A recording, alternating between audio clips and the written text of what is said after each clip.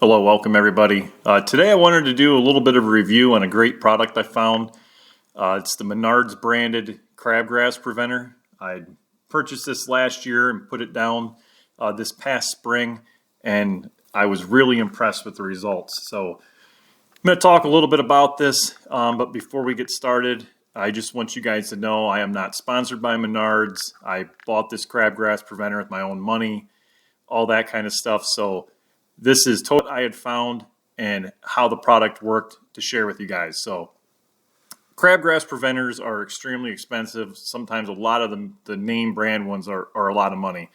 I'm maintaining 6 acres of lawn here, so I have to try to find different applications of stuff to put down at a little bit less of a cost, because the cost can become great when you're trying to deal with that. So this year I only put down a couple acres worth because I just wanted to try it. But it does cover one bag of this, 10,000 square feet. So there is 43,560 square feet in 1 acre. So that gives you a little bit of an idea. 4.5 bags for an acre. If you got a half acre lot, a couple bags would probably do it. Now, I did get this crabgrass preventer down right at the right time. And you want to get it down when the soil temperatures reach about 55 degrees, and they're going to stay there for 3 days. So I believe it was either the end of March, it was in April, I believe. I can't remember when I put this down, but I got to it at just the right time. And usually seeds will germinate between 60 and 70 degrees Fahrenheit. Now that's the soil temperature, not the air temperature. So don't freak out. If you get a day and it's 60 degrees out in the spring, that doesn't really matter. It's the soil temperatures of what you're going on. Just judge the weather and try to have this down, because if you get to it too late, once it germinates, it's not going to work. So this causes it not to germinate. So that's the number one part of this to make it efficient.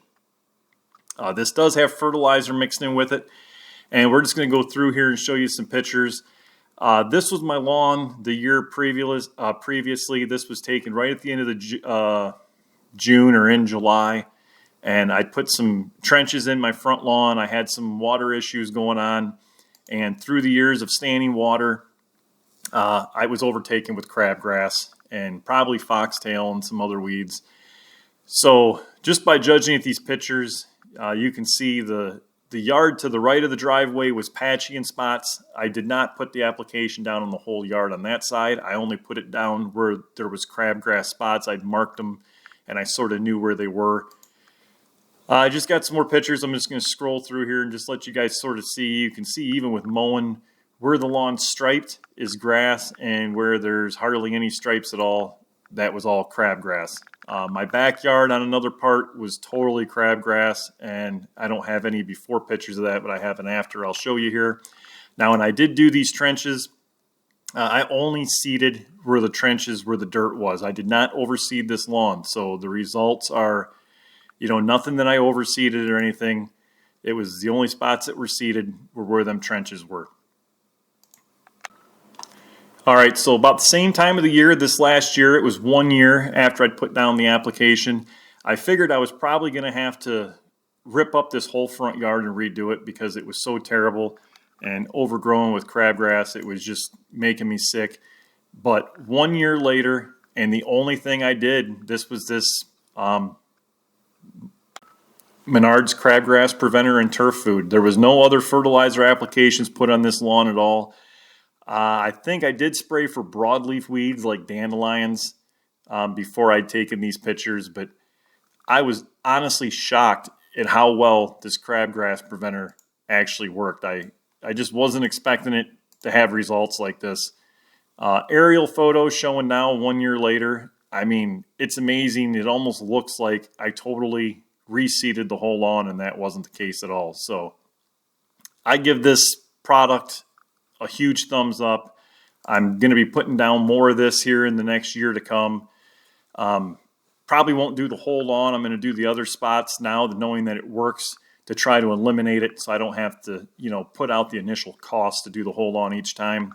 In this picture, back where the pole barn is beyond the swale, that was treated. The rest of the lawn you see there has some clover and things in it. That part wasn't treated.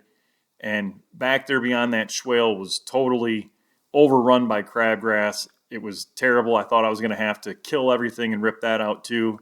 and that wasn't the case. So anyone looking for a good crabgrass preventer and turf food, I highly recommend this. They had a couple different kinds there. This is the one that I used that had 24% fertilizer.